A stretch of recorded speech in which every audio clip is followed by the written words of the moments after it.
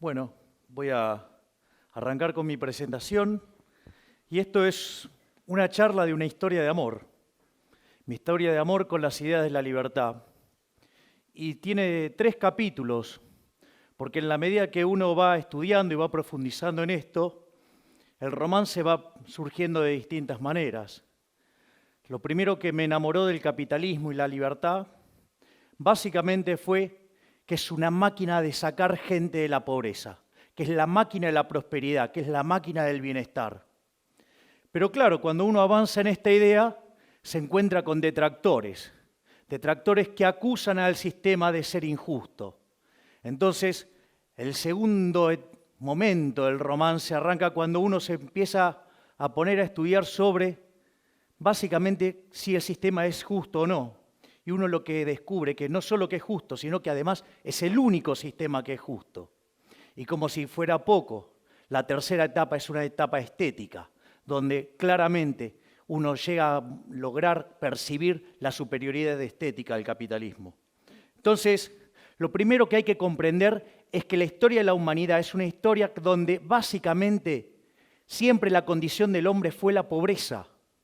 Es decir, hace poco más de 200 años, el 95% de la población del planeta Tierra estaba por debajo de la línea de pobreza extrema, es decir, vivían con menos de $1 diario, ¿sí? Luego llegó el capitalismo, ¿sí? Y ahora, digamos, en un mundo que tiene 7 veces más de personas, porque hemos superado los 7.250 millones de habitantes, ¿sí? Hoy las personas debajo de la línea extrema es menos del 5%.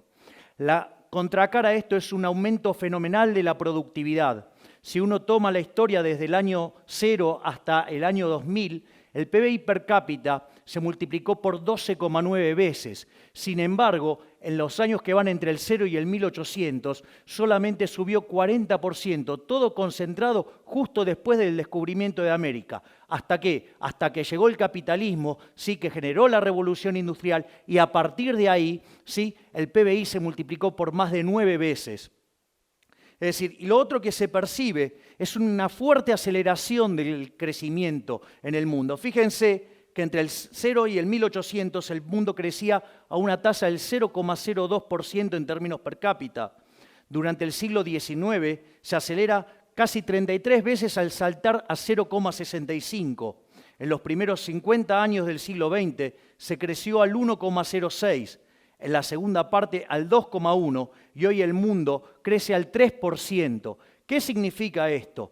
Una explosión de crecimiento, una aceleración fenomenal de crecimiento. Es más, si ustedes consideran que las cuentas nacionales subestiman prácticamente 1,15 el crecimiento, hoy el mundo estaría creciendo cerca del 4,15%, ¿sí?, per cápita. Eso significa que a lo largo de 100 años vamos a estar multiplicando el PBI per cápita por 60 veces. Es decir, que en un siglo, ¿sí?, vamos a estar logrando 4,6 veces más de lo que logramos en toda la historia de la humanidad. Y eso se manifiesta ¿en qué? En el ritmo al cual, digamos, se duplica el PBI per cápita. Digamos, originalmente se tardaba 3.466 años, después en el siglo XIX ese número cayó a casi 107, después a 65-74 en la primera parte del siglo XX, en la segunda 33-35 y ahora 23,45, ¿sí? Entonces, ¿dónde está la lógica de esto? ¿Qué es lo que sostiene toda esta magia? La libertad, es el modelo de la libertad. Es decir, aquellos países que son más libres, crecen más que el doble de aquellos que son reprimidos, ¿sí? ¿Y cuál es la consecuencia? Que aquellos que son más libres tienen un PBI per cápita casi 8 veces más grande que el PBI per cápita de los países reprimidos. No solo eso, sino que además el decil más bajo de la distribución, es decir, los que peor están, ¿sí?, ganan 11 veces más de lo que ganan los países reprimidos. Y es más, si ustedes se fijan, los del decil más bajo, es decir, los más pobres en los países libres, ¿sí?, tienen el doble de ingreso que el ciudadano promedio, ¿sí?, del país reprimido. Pero como la distribución del ingreso lleva un formato de una chi cuadrado, una log normal, eso significa que el 75% de la población aproximadamente vive menos que con el ingreso promedio. Con lo cual, acá quedaría bien claro que es mucho mejor ser cola de león que que cabeza de ratón. Es decir, es mejor ser el último orejón del tarro en un país libre, ¿sí?, que ser un jerarca en un país reprimido. Es más, no solo eso, sino que además en los países que son libres, la pobreza es 25 veces menor, ¿sí? Y no solo eso, sino que además, sí, la gente vive más. Entonces, digamos, ¿de qué se sostiene toda esta lógica virtuosa? Son 5 instituciones, las 5 instituciones del capitalismo. Y estas van combinadas, por ejemplo, la propiedad privada con los mercados libres. Es decir, ustedes no pueden hacer transacciones voluntarias si no son dueños de los bienes que están transando. Y como consecuencia es muy importante que no haya intervención del Estado, porque cuando supongan ustedes, sí, podrían ser dueños nominalmente de algo, pero el Estado le dice cómo usarlo, cómo disponer de ello, a qué precios, eso ya dejaría, sí, de ser libre. Por lo tanto, los precios no estarían cumpliendo la función que tendrían que cumplir porque no tendrían sentido. Entonces, digamos, es muy importante la propiedad privada para que sean ustedes los que intercambian lo que está en juego, ¿sí? Y que lo hagan libremente. ¿Por qué? Porque eso va a registrar un precio y eso va a ser una señal que se va a transmitir al sistema y el resto de los agentes de la economía se van a coordinar respecto a ese precio. Y ahí viene la tercera institución del capitalismo, que es la competencia. Es decir, que haya libre entrada y salida. ¿Para qué? Para que los recursos se puedan reasignar entre aquellos sectores donde el precio señala que ahí hay escasez y que hay problemas por resolver, ¿sí? Y como si todo esto fuera poco, aparecen 2 instituciones más, ¿sí? Una es la que tiene que ver con la división del trabajo. Lejos de esa falacia del hombre de paja que se le acusa al capitalismo que nos quiere de todos iguales, no. Es decir, gracias a Dios somos todos distintos, somos todos desiguales y eso permite que cada uno nos especialicemos en aquello que somos relativamente mejores, algo como que se conoce como la ley de asociación de Ricardo, ¿sí? Eso permite, ¿sí?, que cada uno de nosotros nos especialicemos, ¿sí?, y nos veamos obligados a lo que es la quinta institución del capitalismo, que es la cooperación social. Ustedes no pueden ser exitosos en el capitalismo sin servir al prójimo con bienes de calidad a un mejor precio. Es decir, ustedes podrían odiar al otro. Sin embargo, como su progreso económico y su bienestar material, sí, depende sustancialmente de que su producto sea elegido por el otro, lo tienen que tratar bien aunque lo odien. Es decir, como decía Bastiat, donde entra el comercio, no entran las balas. Por eso, digamos, no tiene sentido esa estupidez de la teoría del derrame. No hay derrame. Desafío al que quiera, sí, donde la literatura liberal habla del derrame. Jamás hablamos de esto. Porque, a ver, a Steve Jobs, ¿sí?, no se le derramaba nada. Digamos, a Bill Gates no se le derramaba nada. Ni ellos tampoco fueron un derrame de IBM. Digamos, el que gana plata no se le derrama nada. Es decir, acá se basa todo en cooperación social y ustedes solamente pueden triunfar satisfaciendo las preferencias del prójimo. Entonces, pero me vienen después con los nórdicos. No, porque el socialismo de los nórdicos. A ver, vamos a ver qué es de los nórdicos. Por ejemplo, miren estos muchachos. Posición en Doing Business. Miren todo lo bien que están los nórdicos en Doing Business. Miren lo bien que están los nórdicos en libertad económica. Miren dónde están los nórdicos en materia de mercado laboral desregulado. Y miren dónde están los nórdicos en respeto de los derechos de propiedad. Es decir, de socialismo creo que le quedaron solamente los altos impuestos, los cuales además lo empezaron a bajar sustancialmente, por ejemplo, después de que quebraron a fines de los 80. Es decir, que de socialismo solo tiene el nombre, porque en realidad son más promercado de lo que la gente se cree. Entonces, una vez que uno tiene esta contundente evidencia empírica, aparece el problema de la desigualdad. No porque el capitalismo es desigual. Bueno, veamos en qué se sostiene toda esa patraña mentirosa, ¿sí? Primero, digamos, el problema de los socialistas que parten de una teoría del valor, que es una teoría del valor estúpida. o sea, llamada teoría del valor trabajo. Es como que ustedes, digamos, para determinar el precio de algo, ¿sí? Ustedes pueden sumar los costos. Es como que, digamos, que uno quisiera, digamos, producir vino en una sociedad, entonces toma el costo de la uva, el costo de la botella, el costo de la etiqueta, el costo del corcho, le pone un margen y con eso vende. Digamos, ¿a ustedes se les ocurre qué puedo hacer con una botella de vino, de ese gran vino, en una sociedad de abstemios? Bueno, me imagino que estará aumentando la producción de vaselina en este mismo momento.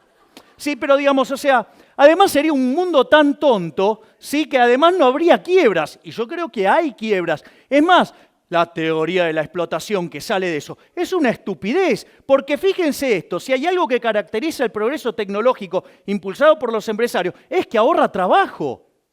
¿Cómo? Está explotando a los trabajadores y utiliza tecnología que ahorra trabajo, es decir, para reducir la explotación. Ahora nos encontramos que en la teoría de la explotación, entonces, en el fondo los empresarios son benefactores sociales. Uy, me parece que los enganché en alguna contradicción. Por eso, digamos, la teoría económica avanzó hacia la teoría subjetiva del valor, donde, digamos, los precios se determinan por las preferencias y la escasez. Y a partir de ahí surge la remuneración de los factores. La remuneración de los factores viene dado por algo que se llama el valor del producto marginal. En el caso del trabajador, ¿sí? Sería el valor del producto marginal del trabajo, es decir, el salario, que se compone de dos elementos. El precio, donde intervienen las preferencias y la escasez, con lo cual a ustedes no les puede ir bien sin servir al prójimo con bienes de calidad a un mejor precio, porque si no hay quiebras y el precio es cero. ¿Sí? Y por otro lado, tiene que ver también con ¿qué? Con la productividad. Entonces, si ustedes generan algo que sirve al mercado, que sirve a la gente, que le arregla la vida a la gente y además son productivos, se van a llenar de plata. Pero está bien que así sea porque van a ser benefactores sociales. Entonces, eso permite ver de qué va la distribución del ingreso. En el fondo, la distribución del ingreso tiene que ver con cómo ustedes lograron servir al prójimo, es decir, cuán eficientes fueron arreglándole el problema a la sociedad. Y cuanto más productivos sean en ello, mejor les va a ir. Es decir, entonces, pero ¿qué hay acerca de la justicia del capitalismo? Entonces, ¿saben qué? Que todos los intercambios son voluntarios. Algo que los que miran teoría del valor trabajo no pueden entender, porque las cosas valen según el trabajo que tienen. Claro, entonces, ¿qué van a intercambiar? Nada. Entonces, yo les voy a contar el caso de una sociedad, ¿sí? Que aparece un chiquito que juega al fútbol y la rompe toda, se llama Messi, ¿sí?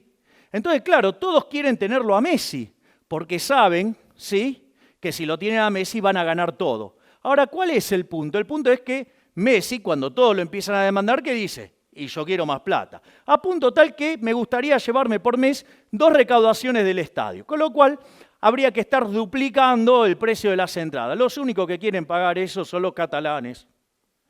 Con lo cual lo contrata el Barcelona, entonces le pega un peludo a todos, o sea, termina siendo campeón por escándalo, se le matan de risa a los madrileños en el propio Madrid, toda una fiesta. Ahora, cuando miran la distribución del ingreso, queda arriba Messi, después los dirigentes del Barcelona y los jugadores del Barcelona, después todos los españoles, salvo los catalanes y por último los catalanes. ¿Alguien podría decir que eso es injusto? Si todos consiguieron lo que querían. Pero vamos a otra sociedad. Supongan que yo subo en autobús con mi amiga Cristina, que tiene fuertes valores sociales, y se sienta a mi izquierda y entra de repente un señor con los bolsillos repletos de dinero. Eso a ella le parece tremendamente violento e injusto. Entonces saca un bate de béisbol, le pone en la cabeza y dice: o me das tu dinero o te rompo la cabeza. Entonces el hombre accede gentilmente a darle el dinero y suponiendo que no se la gasta ni en cartera, ni en zapatos, ni en hoteles y cosas por el estilo, ¿sí?, la reparte igualitariamente entre los que estaban en el autobús. La pregunta es, ¿ustedes podrían decir que esa sociedad es más justa? Entonces, lo que hay que ver también es que a lo largo del tiempo la distribución del ingreso va mejorando. Miren lo que era en los 60, ¿sí? En los 80 fue mucho menos desigual, en los 2000 mucho menos desigual. El índice de Gini se viene cayendo estrepitosamente y ustedes miren lo que era la distribución del ingreso en el 2003 y en el 2011. Es decir, que con el correr del tiempo el mundo se va haciendo más igualitario. Entonces ahora nos enfrentamos a la situación de afirmar con todas las letras que la justicia social es injusta. ¿Por qué? Primero entendamos la lógica populista. La lógica populista parte básicamente de lo que es la forma de la distribución del ingreso. Si debajo del ingreso promedio vive el 75% de la población, hay un negocio electoral buenísimo que es hablar de pobres y ricos y que le vamos a sacar a los ricos para darle a los pobres. Cuando pasa eso, ¿sí? ¿El resultado cuál es? Mire, digamos, electoralmente garpa un montón, ¿sí? Porque ustedes le están hablando del 75% de la población, pero lo que hay que entender es que la torta no es algo que está fijo, sino que por la teoría de la distribución, ustedes ya vieron que es un proceso dinámico que se genera en el mercado, porque si ustedes produjeran algo que no les sirve a nadie, van a la quiebra y no sacan ningún ingreso. Consecuentemente, ustedes ahí lo que tienen es que la lógica del populismo y el socialismo lo que hace es destrozar los incentivos, hace que la torta termine siendo más chica y que todos terminemos siendo más pobres. De hecho, digamos, siempre fue un sistema basado en generar gran cantidad de miseria. Entonces, digamos, ¿qué decía Milton Friedman de estas cosas? Decía que aquella sociedad que priorice la igualdad por encima de la libertad no va a conseguir nada de ambas.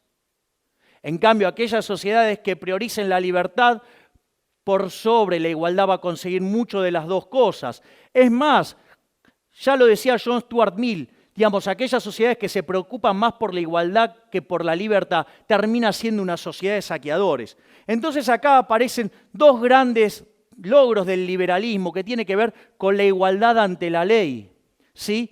Veamos el caso de lo que se llama la redistribución del ingreso y en el caso de los impuestos progresivos. O sea, cuando ustedes ponen impuestos progresivos, es decir, aquellos que gravan con mayor fuerza a los que mejor sirven al prójimo, conviene de mejor calidad o mejor precio, ¿sí? Ustedes eso lo que implica es tratar de manera desigual frente a la ley a la gente, castigando al exitoso, con lo cual castigan a la producción. Y además, le aviso que este mecanismo es un robo, porque es ni más ni menos que hacer caridad a punta de pistola, ¿sí? Entonces, cuando ustedes caen en esto, sin lugar a dudas le va a ir mal. Entonces, en el fondo, lo que ustedes tienen que comprender es que estamos frente a una discusión de valores. Por un lado, el socialismo, basado en la envidia, el odio, el resentimiento, la desigualdad ante la ley, el robo y por sobre todas las cosas tratar de igualar a los que somos desiguales. Consecuentemente, un sistema violento que siempre se aplicó por la fuerza y se llevó puesto más de 100 millones de vidas humanas. Y por el otro lado tenemos el liberalismo, el capitalismo, que no es ni más ni menos que el respeto irrestricto del proyecto de vida del prójimo, ¿sí? Basado en la propiedad privada, basado en los mercados libres, basado en la poca intervención del Estado, basado en la división del trabajo, basado en la cooperación social, donde se premia el ahorro, donde se aprecia el esfuerzo, el trabajo, ¿sí?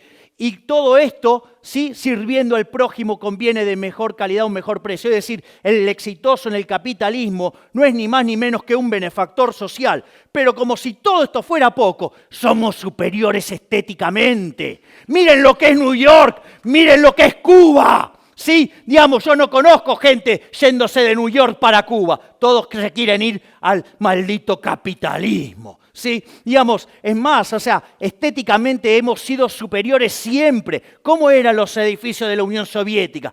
Eran grises, oscuros, sin ventana, no les daba la luz. En cambio, del otro lado, ¿qué teníamos? Teníamos al Guggenheim, ¿sí? Tenemos las Torres Gemelas, ¿sí? El edificio Chrysler, el Empire State, un conjunto de bellezas, ¿sí? Inventamos la bikini y la minifalda también. Es decir, miren lo que era el auto de los rusos, el Lada. Nosotros tenemos la Ferrari, el Lamborghini, el Maserati, ¿sí? En el fondo, ¿sí?